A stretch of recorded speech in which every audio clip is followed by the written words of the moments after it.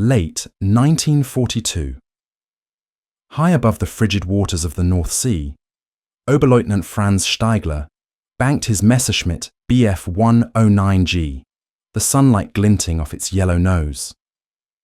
A veteran of the Battle of Britain and the relentless fighting over the Channel, Stigler was the epitome of the Luftwaffe fighter pilot, confident, experienced, and flying one of the most lethal aircraft in the world.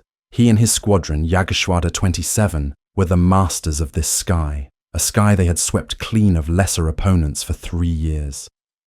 Then, a voice crackled over his radio, laced with a mixture of confusion and amusement. Kometenturm, sichte Feindformation. Eskorte ist seltsam. Wiederhole. Die Eskorte ist seltsam. The escort is strange.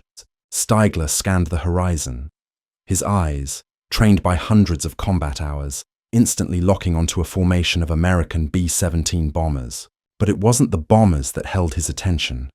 It was the aircraft flying top cover. They were unlike anything he had ever seen. 2 engines, 2 slender booms extending back to a twin tail, with the pilot nestled in a central pod. They looked less like fighters, and more like some bizarre science experiment, a clumsy hybrid of a heavy fighter and a reconnaissance plane. "Look at them," Stigler transmitted to his wingman, a laugh creeping into his voice. "The Americans have sent us flying binoculars." The name stuck. To the aces of the Luftwaffe, the Lockheed P-38 Lightning was an object of immediate derision. It violated every known principle of successful fighter design. Where German engineering prized lightweight, agile, single-engine interceptors, the P-38 was a behemoth. At nearly 8 tons fully loaded, it was twice the weight of a Bf 109. Its unconventional twin-boom design, German engineers theorized, would create enormous drag and make it hopelessly sluggish in a turn. It was, they concluded, a tactical blunder, a clumsy giant that could never survive in the fast, brutal turning fights of European air combat. This German confidence was not arrogance, it was earned. For years, the Luftwaffe had set the standard for aerial warfare. Their pilots were hardened veterans, many having fought since the Spanish Civil War.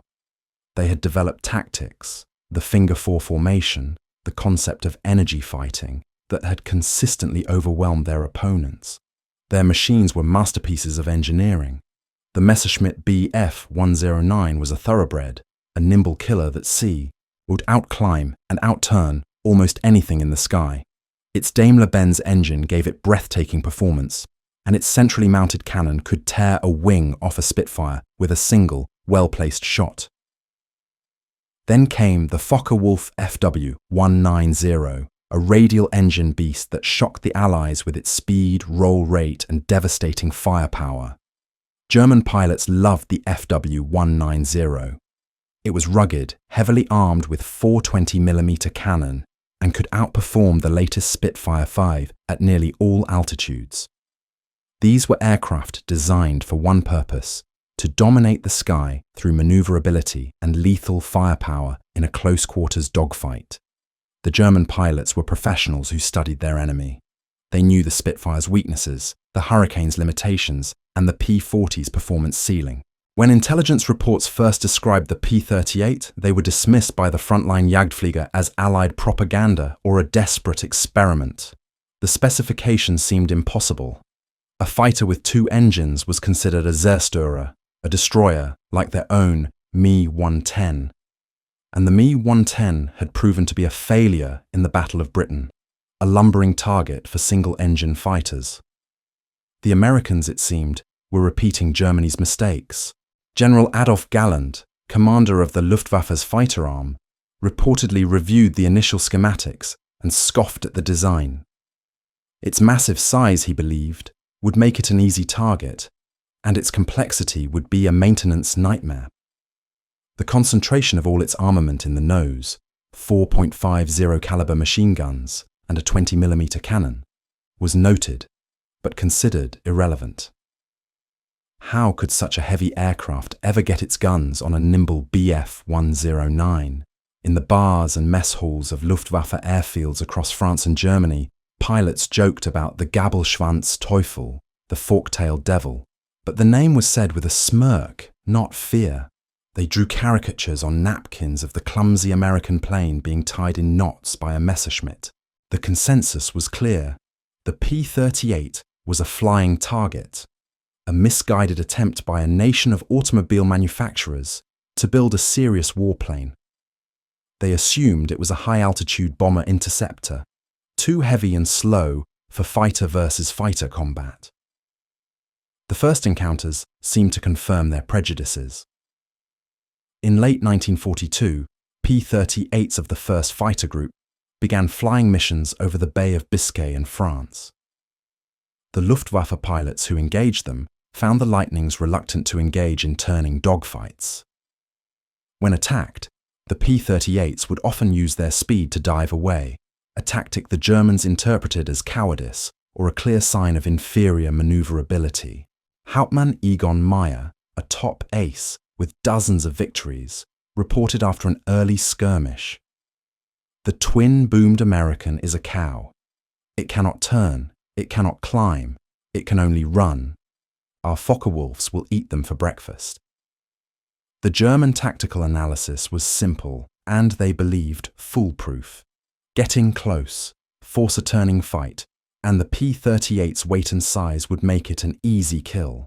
They instructed their pilots to avoid head-on passes, where the Lightning's concentrated firepower was a threat, and instead attack from the classic 6 o'clock high position, diving down to exploit their superior roll rate and get on the P-38's tail. For a brief period, this doctrine seemed to work. A number of P-38's were shot down in these initial clashes, their pilots, new to combat, being drawn into fights they couldn't win. The Luftwaffe High Command felt vindicated. The strange American fighter was exactly what they thought it would be, a failure. The laughter continued. They failed to notice a crucial detail in these early reports. The P-38's were incredibly fast, especially at high altitudes. The two Allison engines were each fitted with a complex General Electric turbo supercharger, a technology the Germans had struggled to perfect. This system allowed the Lightning to maintain sea-level engine performance at altitudes above 30,000 feet, an altitude where the performance of the Bf-109 and FW-190 began to degrade significantly. But in the frantic, low to medium altitude dogfights over coastal France, this advantage was not yet apparent. What the German pilots saw was a big, heavy aircraft that handled like a truck. They didn't understand that the P-38 was not designed for the same kind of fight. It was a product of a different philosophy, born from the unique challenges of a two-ocean war fought across vast distances.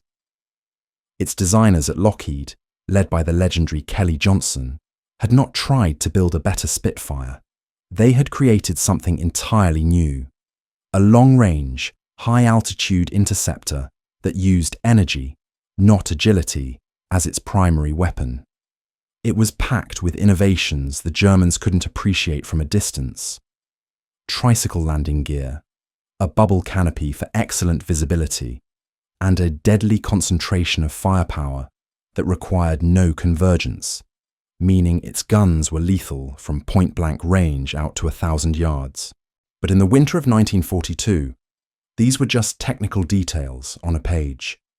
To the battle-hardened pilots of the Jagdwaffe, the P-38 was a joke.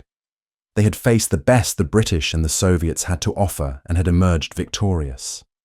They were confident that this strange American creation, this flying oddity, would be just another footnote in the glorious history of the Luftwaffe. They were sharpening their claws, eager for the arrival of more of these clumsy giants, seeing them as little more than a chance to add to their kill scores. The laughter had not yet died in their throats.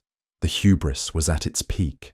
They could not have imagined that within a year, the mere rumour of a fork-tailed devil in the sky would be enough to make even the most hardened German ace break off an attack and dive for the safety of the ground.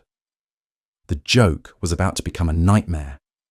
The first cracks in the fortress of German certainty appeared not in the cold, grey skies of northern Europe, but under the blazing sun of North Africa. Following Operation Torch in November 1942, the P-38, equipped 1st, 14th, and 82nd Fighter Groups, were thrown into the fight against the battle-hardened veterans of Jagdgeschwader 53 and 77. Here, over the vast, unforgiving landscapes of Tunisia, the rules of engagement were different. The long distances between airfields and targets immediately highlighted a critical P-38 advantage that had been less obvious over the English Channel: range. German pilots, tethered to their bases by the limited fuel capacity of their interceptors, were shocked to find American fighters appearing deep in their territory, hundreds of miles from any known Allied base. The initial German reaction was dismissive. Lieutenant Kurt Geisler of JG-77, after an inconclusive skirmish near Bizerte, noted in his report, "The twin-boom fighters are sluggish. They refuse to engage in a proper fight. They appear, fire from long range, and then flee. Their pilots lack aggression." This assessment, however, was a dangerous misreading of a new American tactic that was rapidly evolving. American pilots, under the tutelage of commanders like Colonel Benjamin Kelsey, were learning to fight to their aircraft's strengths. They were explicitly forbidden from engaging in low speed, turning dogfights with the more nimble Messerschmitts. The new doctrine was brutal and simple. Use the Lightning's superior speed and high-altitude performance to dictate the terms of every engagement. The first true shock came on December 5, 1942. A formation of Ju-52 transport planes, critical to supplying the beleaguered Africa Corps, was flying at low altitude under the escort of Bf-19s. Suddenly, P-38's from the 1st Fighter Group appeared, not clawing for altitude as the Germans expected, but diving from the sun with terrifying speed. The German escort, positioned to engage in a conventional dogfight, was caught completely flat-footed. The P-38's didn't slow down to turn. They simply screamed through the formation in a single devastating pass. A young Feldwebel flying escort watched in horror as the nose of the lead P-38 erupted in a storm of tracers. The concentrated fire, with no need for convergence, acted like a focused buzzsaw. A Ju-52, a rugged tri-motor transport, simply came apart in the sky, its corrugated metal skin shredding into a cloud of debris. Before the German escort could react, the Lightnings had used their speed to extend out of range, climbing back into the sun for another pass. The Germans had never encountered an aircraft that fought like a jousting knight, refusing to enter the melee. Their reports were filled with confusion. They had been bounced by an aircraft they believed to be unmaneuverable, yet it possessed a speed in the dive that bordered on suicidal. The flying binoculars had drawn first blood, and the Germans were not laughing.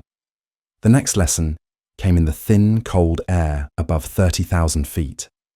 The Luftwaffe had always considered high altitude its private sanctuary. While their supercharged Daimler-Benz and BMW engines lost power in the stratosphere, they knew Allied fighters suffered even more. They were unprepared for the P-38's turbo superchargers. In January 1943, a staffel of FW-19s were escorting high-altitude bombers when their observers called out bandits high above them.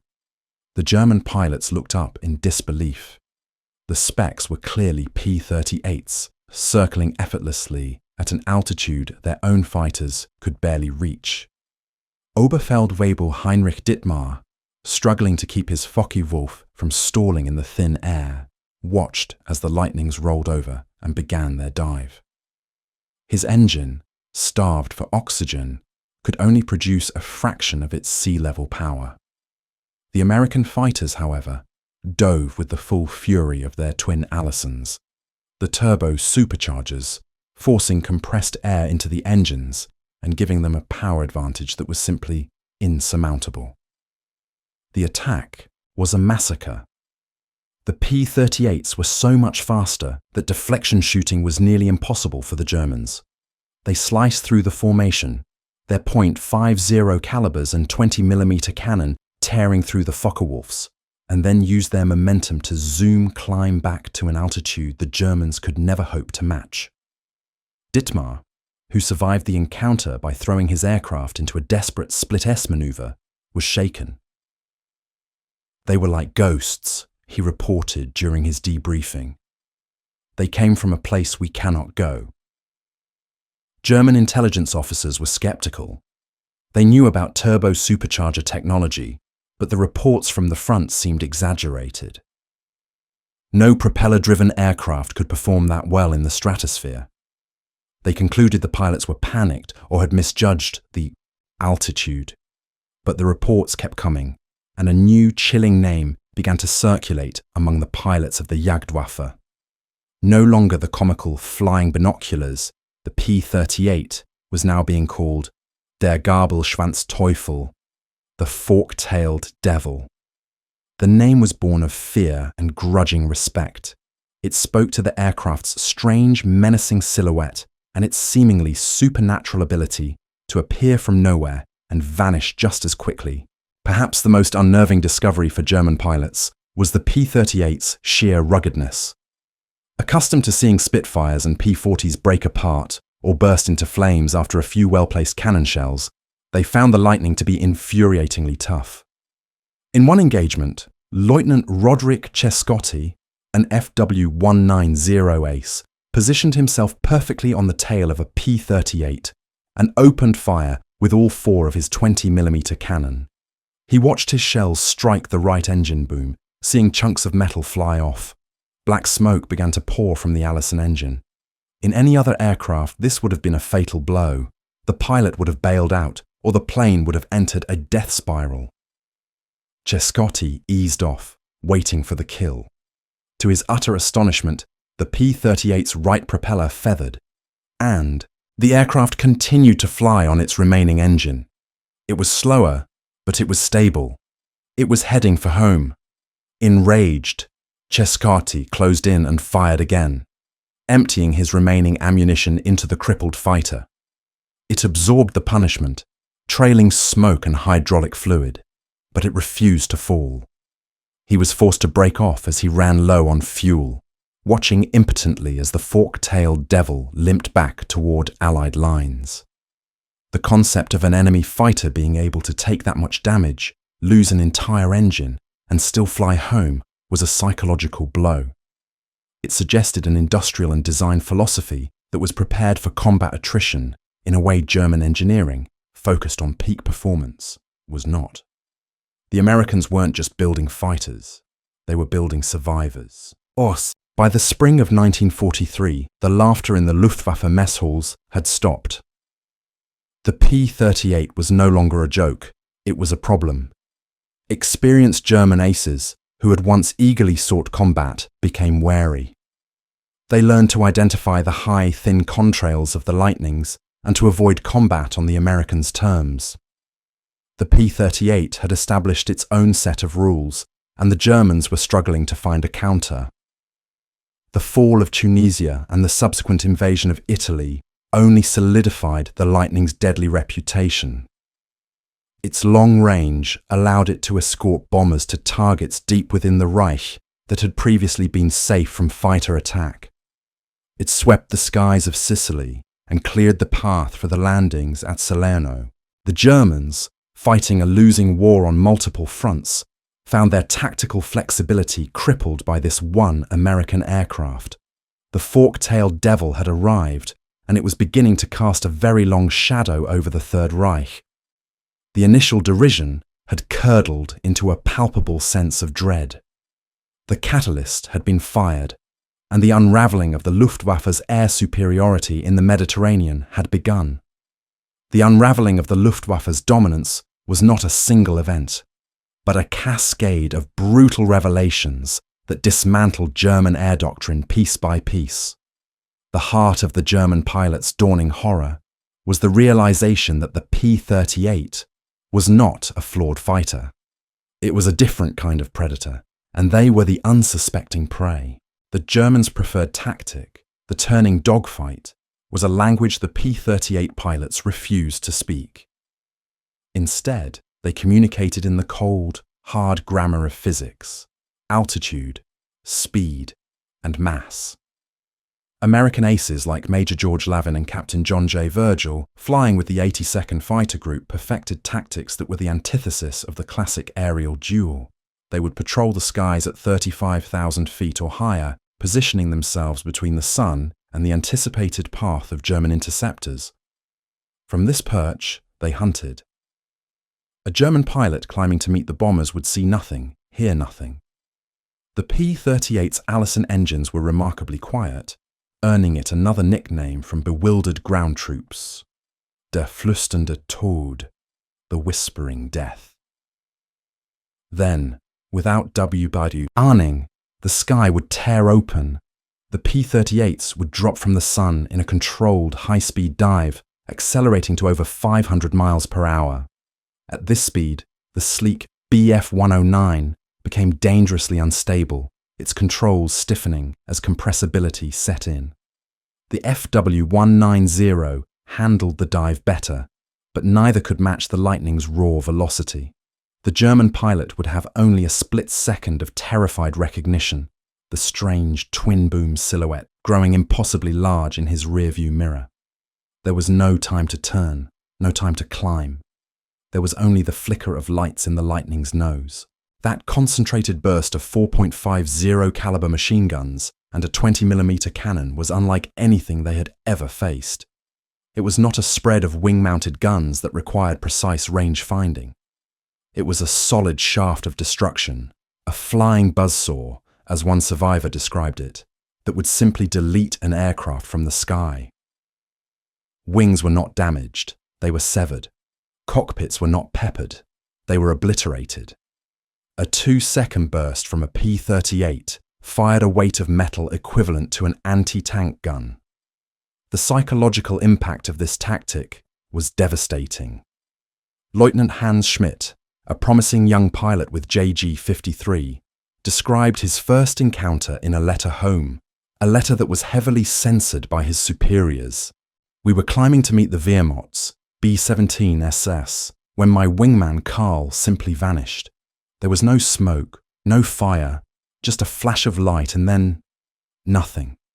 A cloud of small metal pieces. I saw the American fighter pulling out of its dive below me. It was already half a kilometer away, climbing back into the sun. It never turned. It never offered a fight.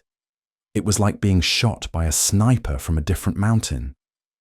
The Germans' confidence in their machines began to crack. Their Messerschmitts, once the kings of the sky, felt fragile and slow.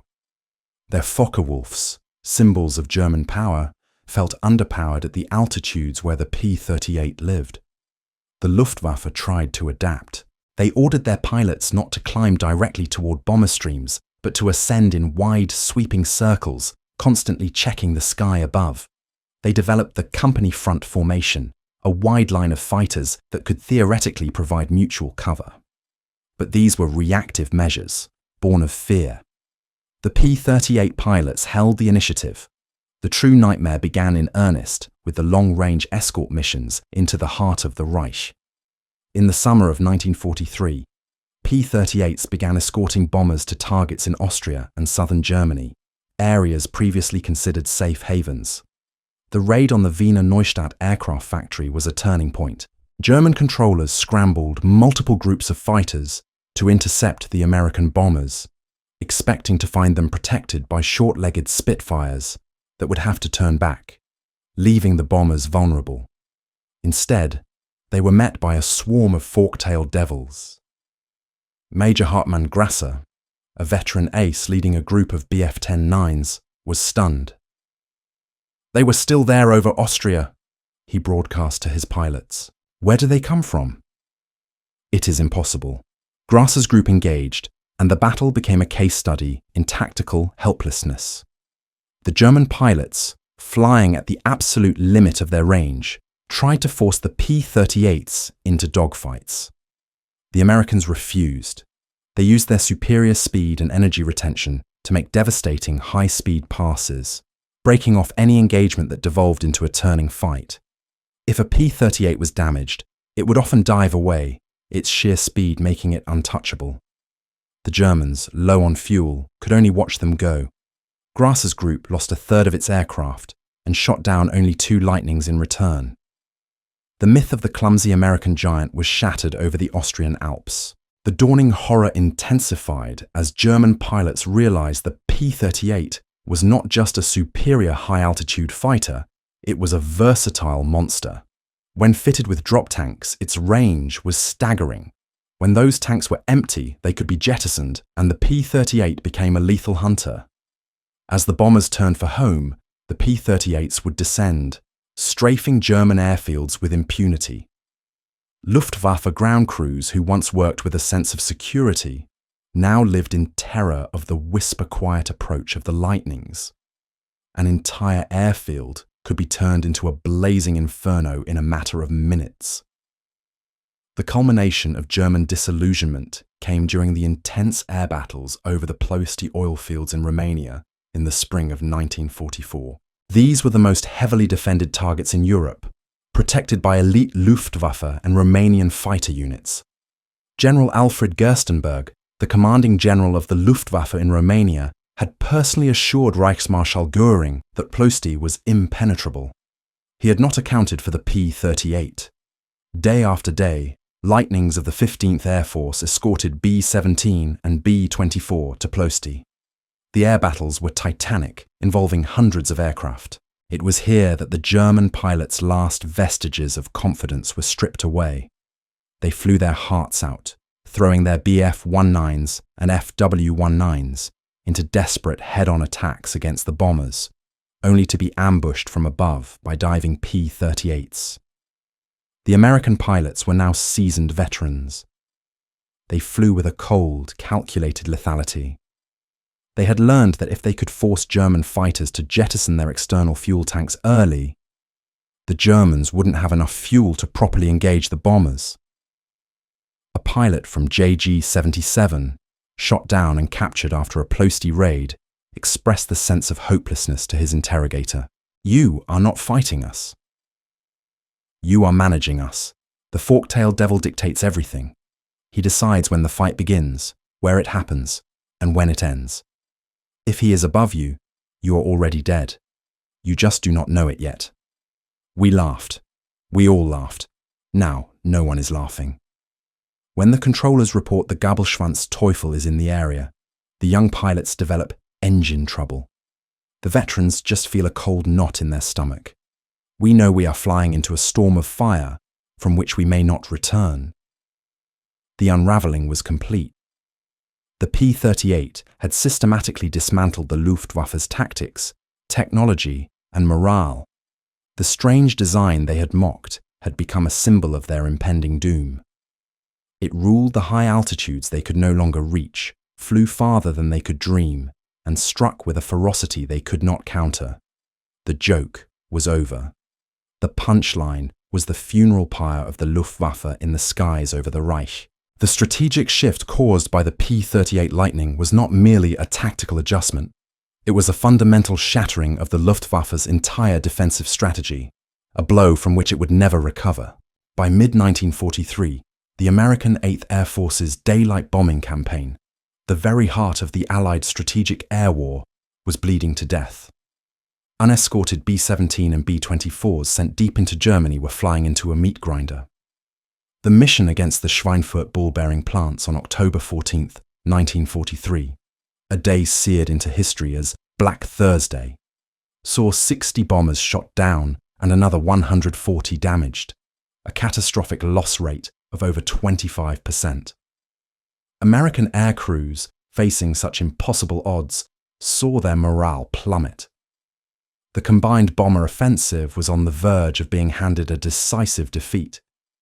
The German High Command was confident that American losses were unsustainable and that the daylight raids would soon be abandoned. It was into this desperate equation that the P-38 was inserted as the decisive variable. Its immense range, once a curiosity, now became the single most important strategic asset in the European air war. The arrival of long-range P-38 groups in England, alongside P-47's equipped with drop tanks, changed the very geography of the conflict. Suddenly, there were no more safe havens for the German war industry. The appointment of General Jimmy Doolittle to command the 8th Air Force in early 1944 unleashed the Lightning's full potential. His order was a revolution in air combat doctrine. Your first duty is to destroy German fighters. The P-38's were unshackled from the bombers. They were no longer sheepdogs, but wolves. They became hunters, roaming far ahead of the main bomber formations in offensive fighter sweeps. Their mission was to find the Luftwaffe, engage it, and destroy it before it could even reach the bombers. This new strategy forced the Luftwaffe into a fatal trap. German fighter controllers had to scramble their forces to meet the threat, but in doing so, they were forced to fight where the P-38 was strongest. At high altitude, the ensuing battles were a brutal, grinding war of attrition that the German Reich, already stretched thin across multiple fronts, was mathematically incapable of winning. Lockheed's factories in Burbank were producing P-38's on a 24-hour schedule, while America's vast training command was graduating thousands of well-trained pilots. For every experienced German ace like Heinz Pritzel-Beer who was shot down, the replacement was a frightened teenager with barely enough flight time to handle his complex aircraft in combat. The Luftwaffe was being systematically dismantled, not just its machines, but its irreplaceable soul, its cadre of veteran pilots. The result of this relentless pressure was the establishment of total Allied air supremacy. By the spring of 1944, the Luftwaffe was a broken force, a ghost of its former self. This reality was most profoundly felt on the ground.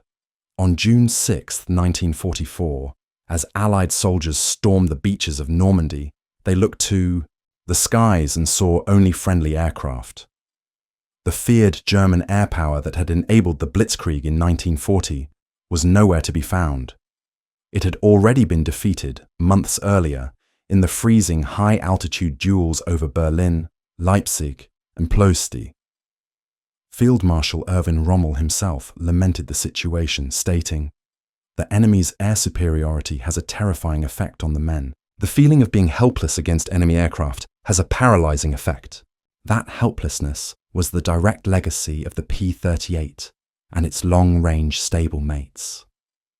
But the Lightning story is a tale of two wars, and its legacy is equally, if not more, profound in the vast, unforgiving expanses of the Pacific theatre. Here, its defining features were not just tactical advantages, they were instruments of survival. For pilots flying missions that spanned hundreds of miles of open ocean, the two-engine insurance policy was a psychological lifeline. Countless stories abound of P-38 pilots, their aircraft shot to pieces, one engine dead and trailing smoke, successfully nursing their crippled, fork-tailed devil back across the water to a friendly base, a journey that would have been a death sentence in any single-engine fighter. Japanese pilots, accustomed to the agile but fragile A6M0, were completely unprepared for the Lightning. It was a monster from another world. It was faster, heavier, more durable, and possessed firepower that could shred their lightly armoured aircraft in a single pass. The P-38 pilots refused to engage in the low speed, turning dogfights where the Zero excelled. Instead, they used their superior energy to execute devastating boom and zoom attacks, diving from above, striking with overwhelming force, and then climbing away, leaving a trail of flaming wreckage behind. The culmination of the P-38's Pacific legacy was Operation Vengeance, one of the most audacious and consequential missions of the war. On April 18, 1943, 16 P-38Gs, flying a perilously low-level, radio-silent mission of over 400 miles, intercepted the TR Ansport bomber carrying Admiral Isoroku Yamamoto, the mastermind of the Pearl Harbor attack. The precise, calculated assassination of Japan's most brilliant naval strategist made possible only by the Lightning's unique range and navigation capabilities, was a stunning blow to Japanese morale and leadership from which they never fully recovered. The aircraft's legend was cemented by America's two greatest aces, Major Richard Bong and Major Thomas Maguire, who scored 40 and 38 victories respectively, all while flying the P-38. They became masters of the Pacific skies. Their incredible tallies a testament to their own skill and the sheer lethality of the machine they flew. The Lightning was a technological trailblazer, a fighter so far ahead of its time that it shocked both its enemies and TS allies.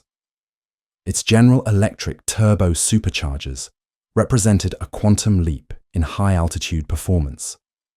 Its nose-mounted armament provided a concentration of firepower that was unparalleled in its accuracy and destructive power. From a design that was mocked as a bizarre and clumsy folly, Kelly Johnson and the Lockheed Skunk Works had produced a war-winning weapon that altered the course of history. They had taught the overconfident aces of the Luftwaffe a final, fatal lesson, that in a global war of industrial might, victory belongs not to those who perfect the old rules, but to those who have the vision and audacity to create entirely new ones. The story of the P-38 Lightning begins with a joke, a piece of aerial comedy told with the supreme confidence of the battle-hardened pilots of the Luftwaffe. The flying binoculars, the clumsy giant, they saw it not as a threat, but as confirmation of their own martial and engineering superiority. To the German mind, which had perfected the nimble single-engine interceptor as the ultimate expression of aerial combat, the P-38 was a profound absurdity. It was a testament to an American design philosophy that they believed fundamentally misunderstood the art of the dogfight. They looked at its strange twin-boom silhouette, so alien to their own design ethos, and they laughed. They were secure in the knowledge that their elegant Messerschmitts and powerful Focke-Wulfs, piloted by the most experienced aces in the world, would fly circles around this overweight, ungainly American curiosity. It was a joke they would come to regret for the rest of their short lives. This was a catastrophic miscalculation, a failure not of courage, but of imagination. The German aces, masters of the tactical duel, failed to comprehend that they were no longer in a duel. They were facing a new, uniquely American philosophy of air power, one built not for the elegant, turning dogfight over a static front line, but for a brutal, continent-spanning war of industrial attrition. The P-38 was not designed to beat the Bf 109 at its own game. It was designed to render that game entirely obsolete. It ruthlessly traded nimble agility for devastating energy. It sacrificed the ideal of the lightweight interceptor for globe-spanning reach and rugged survivability. And it abandoned conventional design for a platform that could absorb incredible punishment and still bring its pilot home. The journey from mockery to terror was a swift and brutal education, a curriculum taught in the freezing high-altitude classrooms over Europe. The confident laughter first faltered in the skies over North Africa, turned to nervous whispers over Italy, and died completely in a choked gasp in the frozen stratosphere above the German homeland. The fork-tailed devil taught the Luftwaffe lessons written in fire and steel.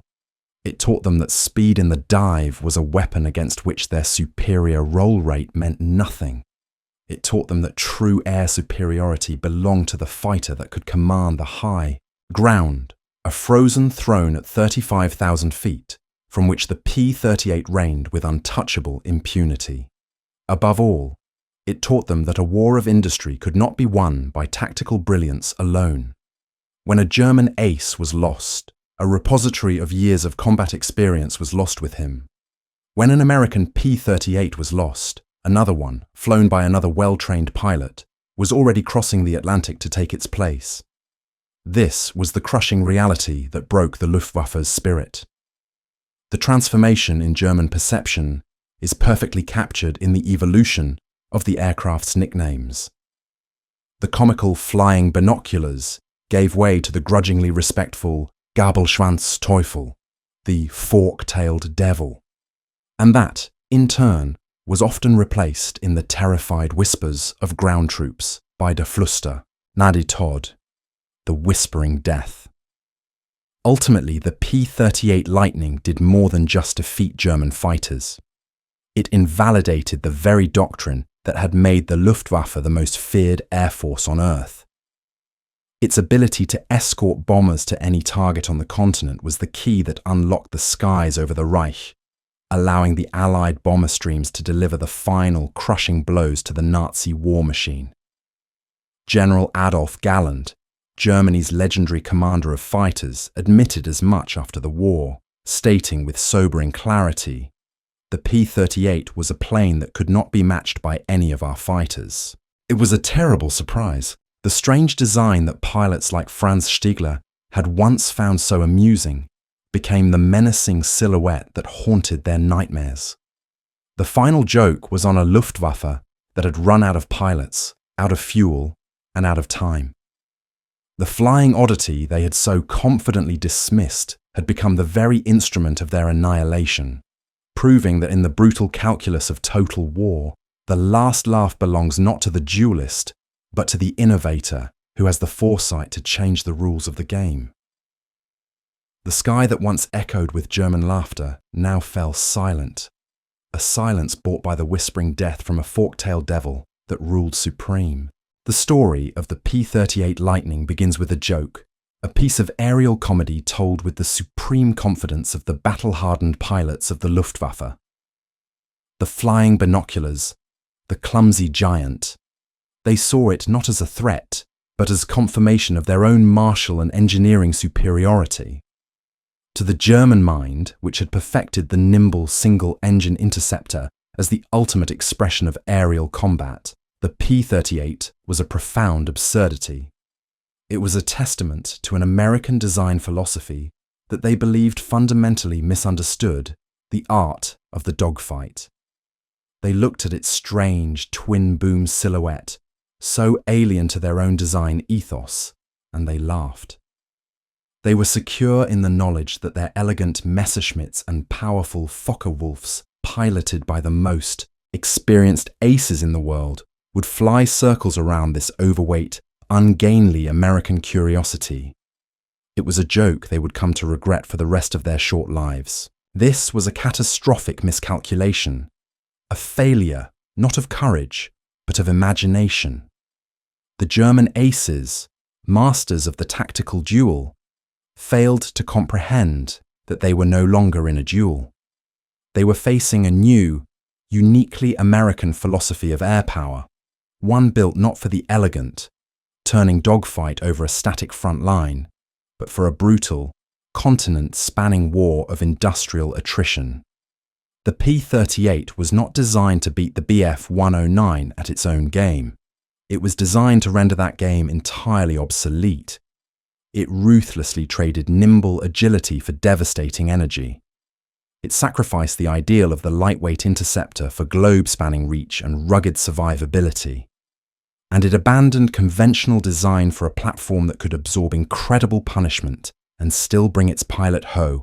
The journey from mockery to terror was a swift and brutal education, a curriculum taught in the freezing high-altitude classrooms over Europe.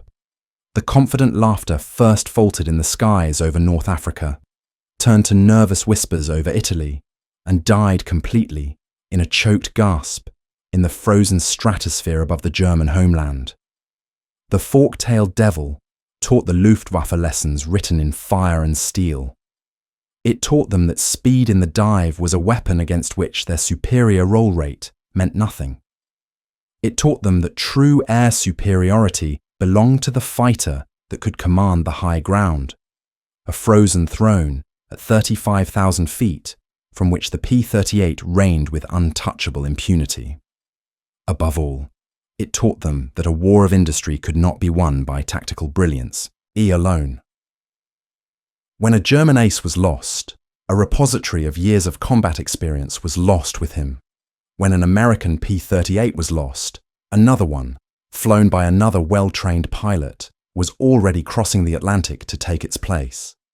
This was the crushing reality that broke the Luftwaffe's spirit. The transformation in German perception is perfectly captured in the evolution of the aircraft's nicknames. The comical flying binoculars gave way to the grudgingly respectful Gabelschwanz Teufel, the fork-tailed devil. And that, in turn, was often replaced in the terrified whispers of ground troops by der flüsternde Tod, the whispering death. Ultimately, the P-38 Lightning did more than just defeat German fighters. It invalidated the very doctrine that had made the Luftwaffe the most feared air force on Earth.